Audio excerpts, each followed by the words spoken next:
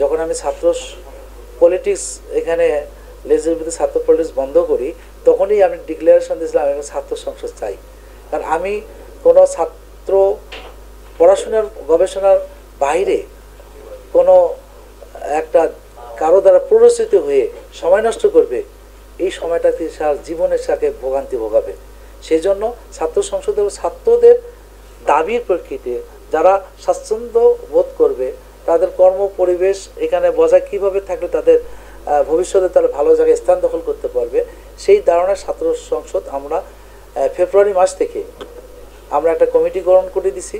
সেই কমিটিটা 4টি বিশ্ববিদ্যালয়, যে বিশ্ববিদ্যালয়গুলো যে ছাত্র সংসদ চালু আছে, নীতিমালা আছে, সেটা আমরা সংগ্রহ করি।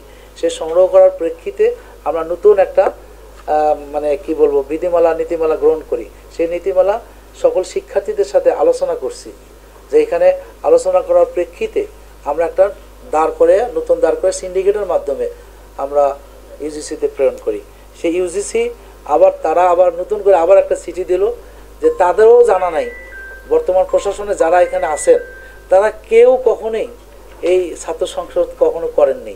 কারণ এই ছাত্র সংসদগুলো হয়েছিল 73 অর্ডিন্যান্সে, যে 1900 অর্ডিন্যান্সে তখনকার সময়ে, তখন তারা কেউ তো বিশ্ববিদ্যালয় মঞ্জুরি কমিশনে চাকরিরত ছিলেন না। এটা হলো বাস্তব। তারা আমার সাথে যে কথাগুলো হয়েছে, তারা বললো যে আপনি যে একটা কমিটির মাধ্যমে করছেন, আপনি যে সিন্ডিকেটের সিদ্ধান্ত নিয়েছেন সেই কপিগুলো দেন। সে আবার কপিগুলো নিয়ে গেলাম। সেটা দেওয়ার পরে এই মে মাসে আমাদের কার্যক্রমের পরে দীর্ঘদিন আমাদের এটাকে করেছিল। তার মানে হচ্ছে তারা একটা কমিটি গঠন করছে। এই যে 7 সদস্য বিশিষ্ট কমিটি ছিল, যে কমিটির তারা বৈঠক করলো। বৈঠক করার পরে 4টি বৈঠক লাগছে, এক বৈঠকে কখন করতে পারে না। মানে এমন একটা আইন, যে আইনটা সংসদে পাস হয়। আপনারা বুঝতে পারছেন বিষয়টা। কারণ আমাদের যখন এই বিশ্ববিদ্যালয় আইনটা কোথায় পাস হচ্ছে? জাতীয় সংসদে। এখন যেহেতু জাতীয় সংসদ নাই, এটা প্রেসিডেন্টের অনুমোদনে এটা একটা প্রজ্ঞাপন জারি হবে। তো সেই জন্য তারা এমন যাতে ভুল না হয় সেটাকে প্রথমবার করলো, দ্বিতীয়বার, চতুর্থবারে গিয়ে এটা শেষ হলো। আমাদের কোনো গাফিলতি ছিল না, আপনারা নিজেরাই বুঝতে পেরেছেন। আমাদের গাফিলতির কারণে কিন্তু এটা হয়নি। এটা হচ্ছে আসলে একটা প্রক্রিয়ার বিষয়। এটা ইউজিসিরও গাফিলতি না, এটা প্রক্রিয়ার বিষয়। এই প্রক্রিয়াটা যাতে ভুল না হয়, কারণ ভুল হওয়া মানে কেউ তো দায় দায়িত্ব নেবে না। ছাত্রদের দায়িত্ব নেবে কে? ওই যারা ওখানে দায়িত্বরত অবস্থায় আছেন। তো সেই জন্য এটা প্রক্রিয়াধীন অবস্থায় এটা সময় লাগে। তো এখন তারা আমাদের এই কাজের কারণে অন্যান্য বিশ্ববিদ্যালয়গুলোতে কিন্তু একইভাবে আন্দোলন চলছে।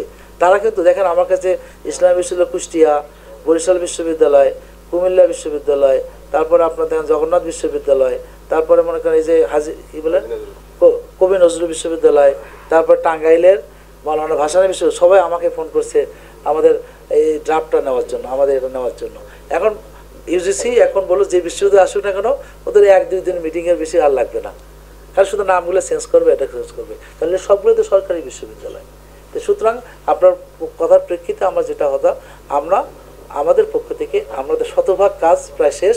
এখন শুধু অপেক্ষা করতেছি মহামান্যর আদেশের উপরে। আমার যদি কালকে আসে, আমি তো বলেছি 1 সপ্তাহের মধ্যে আমি সকল মানে শিক্ষার্থীদের সাথে আলোচনা করে নেবো। আলোচনা করে তাদের সাথে কথা বলেই কাজ করবো। এখানে তো এককভাবে আমি ডিক্লারেশন দেবো না। আজকে যদি আমি ডিক্লারেশন দিই, কেউ মানবে কেউ মানবে না। সুতরাং এটা আমি করতে চাই না। আমি সবাইকে সাথে নিয়েই কাজ করব, যেরকম আমি 1 বছর সাথে নিয়েই কাজ করছি। আশা করি সবার সাথে নিয়ে আমরা ডিক্লারেশন করবো।